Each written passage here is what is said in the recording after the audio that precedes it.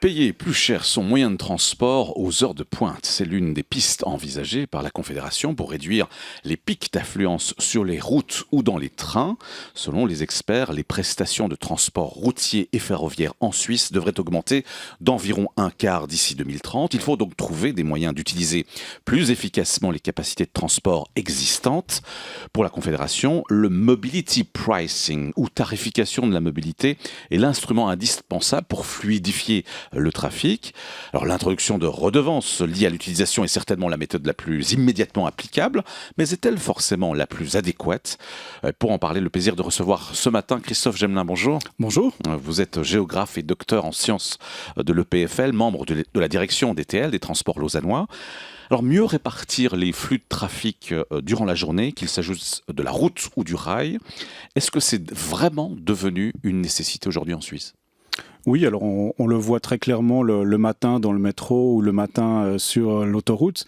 Encore faut-il que les utilisateurs en aient la possibilité. Et cette question du mobility pricing donne, à mon avis, à un faux titre, l'impression qu'on a le choix d'arriver à l'heure qu'on souhaite et donne l'impression également qu'on connaît le coût de sa mobilité, et ces deux assertions pour moi ne sont pas correctes. On va y revenir tout à l'heure, mais d'abord sur les pendulaires peut-être. On focalise principalement sur les pendulaires, mais il faut le rappeler, les loisirs restent de loin le principal motif de déplacement en Suisse. Tout mode de transport confondu, ça représente environ 40% de l'ensemble des déplacements.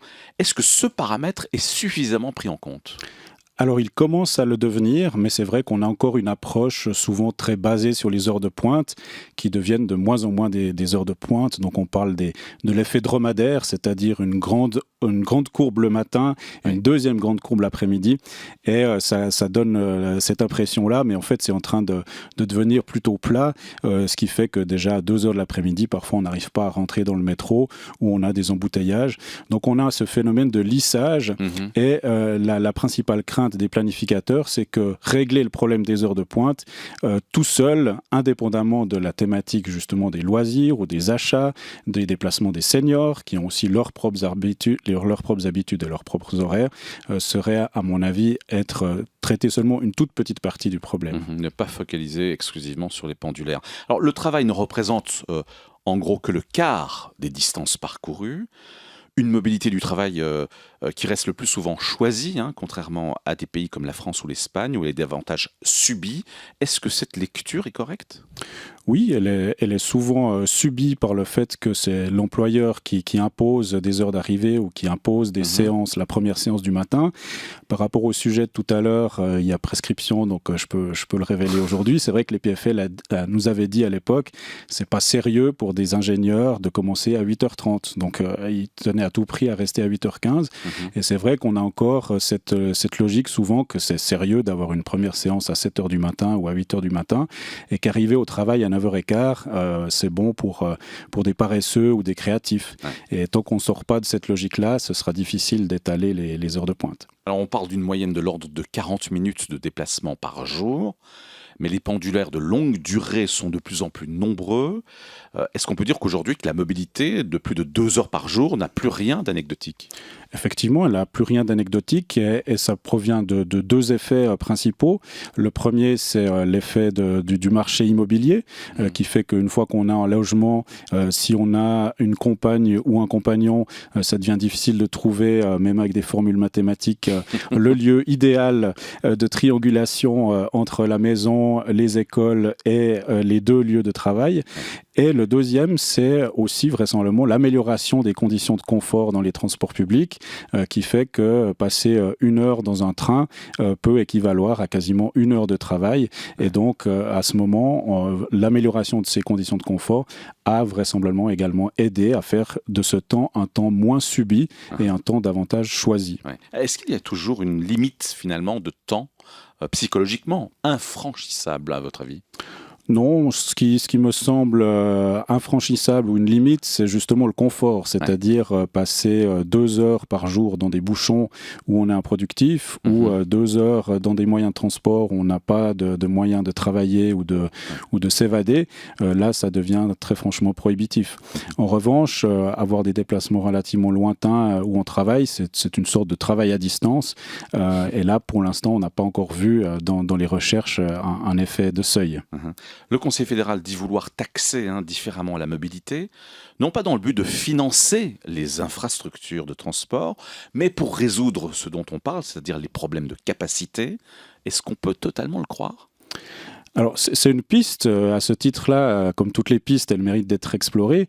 Moi, j'ai quelques doutes. Non. Oui.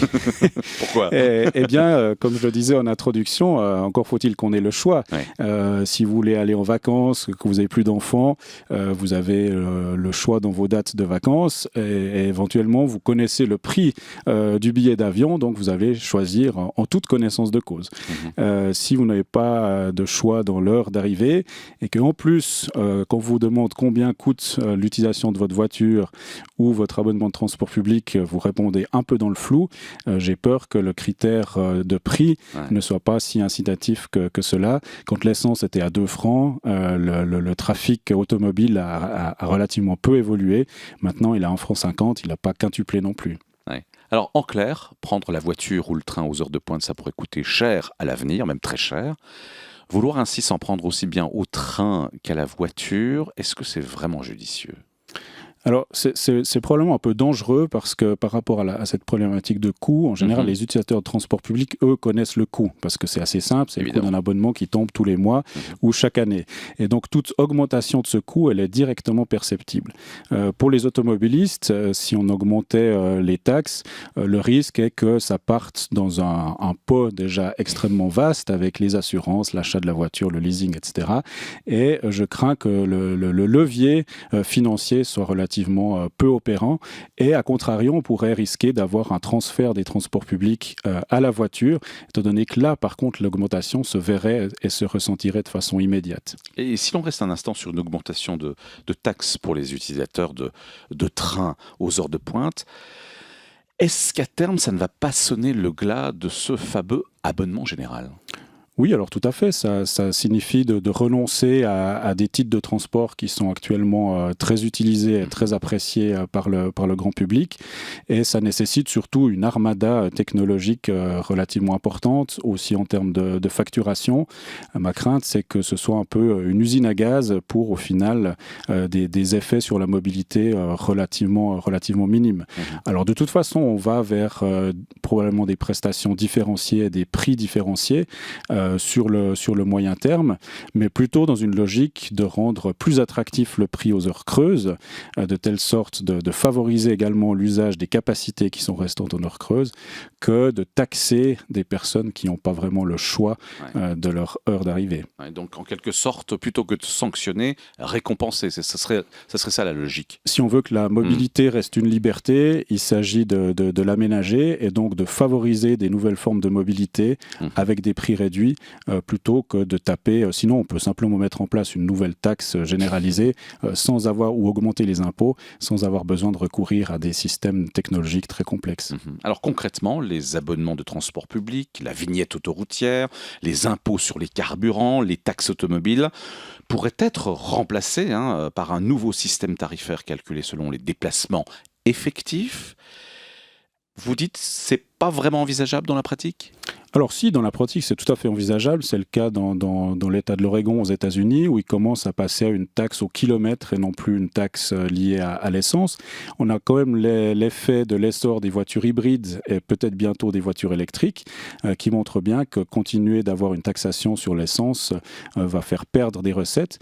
Donc taxer la mobilité au kilomètre, ça peut être une solution, mais il ne faut probablement pas lui faire porter le chapeau pour espérer que ça permettra de lisser les heures de pointe et l'arrivée des pendulaires le matin sur leur lieu de travail. Pourtant, on sait que quand on frappe au porte-monnaie, en quelque sorte, c'est souvent efficace. Mais là, vous dites, ça ne sera pas nécessairement le cas. Non, parce que c'est efficace si vous avez les moyens d'avoir un comportement différent. Sinon, c'est plutôt assimilable à une taxe, comme le péage routier, autoroutier en France. Vous le payez. Ça n'a pas vocation à vous décourager de la voiture, ça a vocation à récolter des taxes pour entretenir les autoroutes. Alors justement, plutôt que de révolutionner notre mobilité, Christophe Gemelin, est-ce qu'il ne faudrait pas plutôt réinventer notre société, notre façon de vivre, notre façon de travailler surtout? Ne pourrait-on pas, par exemple, assouplir les horaires de travail, pour ne pas imposer à tout le monde une journée qui démarre, on l'a dit, on l'a évoqué tout à l'heure, à 8h ou 8h15 ou 8h30, et surtout aussi favoriser le télétravail? Oui, alors c'est peut-être un des paradoxes, c'est que pour agir sur la mobilité, pour la faire évoluer, justement, il ne faut pas prendre des actions uniquement sur la mobilité. On l'a vu avec l'exemple de tout à l'heure sur l'UNIL et les PFL. Ça permet, moyennant quelques aménagements et quelques personnes qui se sont levées un peu plus tôt, certaines un peu plus tard, de gagner 25% de capacité. Donc c'est relativement énorme en termes d'argent économisé dans des investissements. Et pour moi, le vrai enjeu, effectivement, le travail à distance, alors pas forcément que à la maison, ça peut être dans d'autres lieux, ça peut être travailler aussi avec d'autres personnes, ça peut être travailler dans les transports également.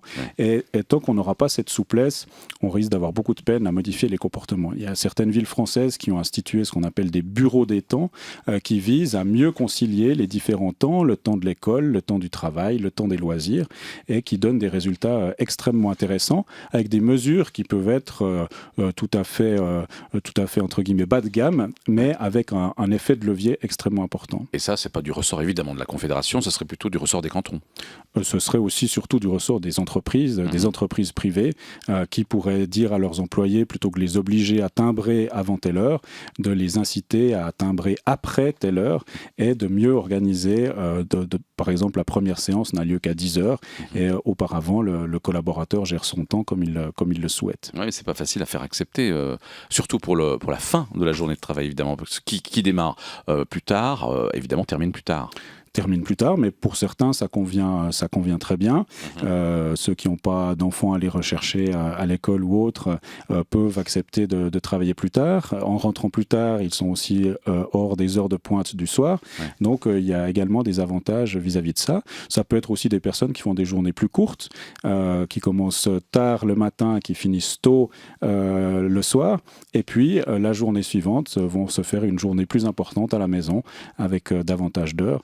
Donc c'est cette souplesse vraisemblablement qui permettra que ces flux s'équilibrent. Ouais, mais est-ce que ça paraît pas illusoire, culturellement parlant, en Suisse, où on aime se lever tôt tout de même?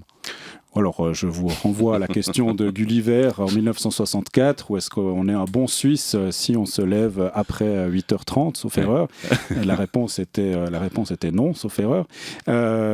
Quand même, les mentalités évoluent. Les jeunes ont de plus en plus l'habitude d'avoir des modes de travail très séquencés et sont probablement eux aussi qui ont la mobilité la plus séquencée, qui utilisent tant la voiture que les transports publics, le vélo, et qui ont cette habitude de jongler avec leurs moyens de transport. Pourquoi est-ce que ce ne serait pas eux qui nous montreraient la voie en jonglant avec les horaires de travail? Et puis rien n'empêche finalement de se lever tôt et de ne pas tout de suite se précipiter dans les transports publics pour aller au travail. Absolument.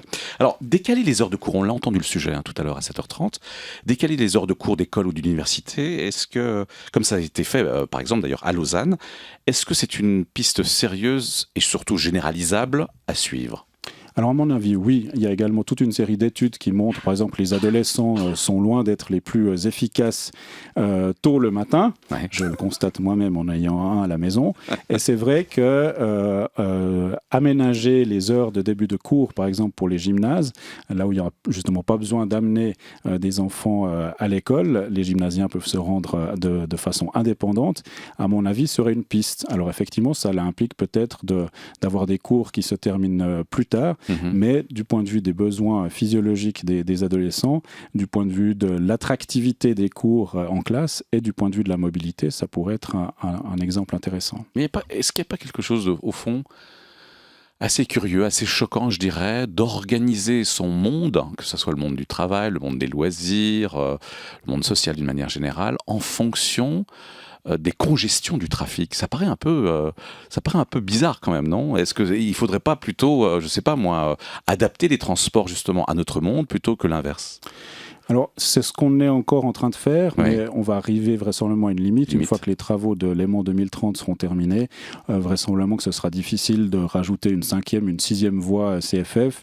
Et puis, lorsque le goulet d'étranglement de Crissier sera lui aussi terminé, ce sera difficile d'ajouter 10 ou 12 voies à l'autoroute.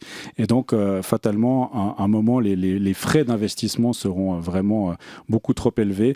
Et donc là, il faudra bien passer par un aménagement des temps durant lesquels on utilise ces investissements. Quid de la densification, finalement, encore accrue des centres urbains? Est-ce que ça pourrait pas être une solution aussi? Alors c'est une solution, mais là, elle va de pair justement avec le développement des infrastructures.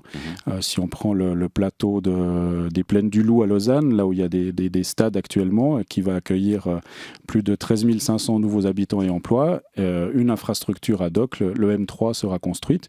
C'est la même chose dans d'autres agglomérations de Suisse romande qui prévoient de la densification. Et par contre, là, il faut que les infrastructures précèdent l'arrivée des habitants pour que les nouveaux habitants aient tout à disposition en arrivant et qu'on sorte de la logique des années 80, 90, où les habitants arrivent et puis quelques temps après, on se dit « Ah, mais peut-être que ce serait bien de leur mettre un bus ». C'est ce qui était arrivé au moment du déplacement de l'université sur le site de Dorigny en 1970, où il n'y avait pas de bus le jour de la rentrée universitaire. Et vous imaginez que les transporteurs d'agglomération sont prêts à relever ce défi ? Oui, grâce là à l'aide de la Confédération et des projets d'agglomération qui peuvent financer entre 30 et 40% des investissements, ce qui est extrêmement important. Et donc là, les transporteurs des différentes agglomérations de Suisse sont prêts à relever ces défis. Et toutes les augmentations d'offres réalisées ont trouvé leur public pour l'instant, donc montrent qu'on est sur la bonne voie.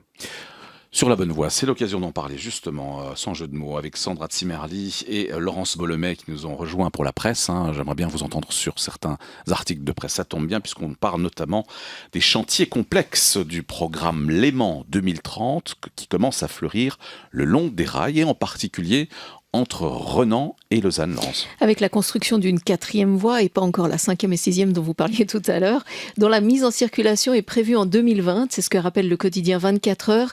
La réalisation finale implique de nombreux chantiers et surtout de nombreux aménagements provisoires afin de faire cohabiter piétons, trains et ouvriers le long des voies, sans compter des passages routiers fermés à la circulation. Oui, alors il s'agit là d'un exemple de développement du transport en commun. Il y a la partie visible de l'iceberg, Christophe Gemelin, la 4e voie en 2020, puis une partie moins visible mais immédiate qui est coûteuse et fastidieuse. Oui, alors c'est vrai qu'on paye aussi également très, très logiquement un retard d'investissement important. Zurich a fait tous ses investissements il y a déjà une vingtaine ou une trentaine d'années. Encore très récemment a inauguré sa ligne diamétrale qui était un investissement extrêmement important. Et nous, on inaugurera ces différents investissements seulement aux environs de 2025. Donc on rattrape un retard qui est probablement le fait qu'on ne croyait pas forcément que les Suisses romands seraient prêts à prendre le train. Et on voit que c'était une erreur. Et maintenant, il faut rattraper ce retard. Mais c'est hallucinant d'imaginer une chose pareille, non, à l'époque, que les Suisses romands ne prendraient pas le train. Aujourd'hui, ça paraît complètement à côté de la plaque, non ? Oui, parce que vraisemblablement, il y avait un effet lié à une offre en transport public qui était très clairement en deçà de celle de Zurich ou de Berne, et donc une utilisation qui était par défaut moins naturelle qu'à Zurich et Berne, quand vous avez un vieux train non climatisé une fois par heure par rapport à un RER climatisé toutes les 15 minutes. Ben, c'est facile de dire que les Suisses romands sont accros à la voiture. Maintenant qu'on a des RER climatisés, on voit que le trafic explose. Donc le Suisse romand n'est pas si fondamentalement différent dans son esprit de mobilité que le Suisse alémanique.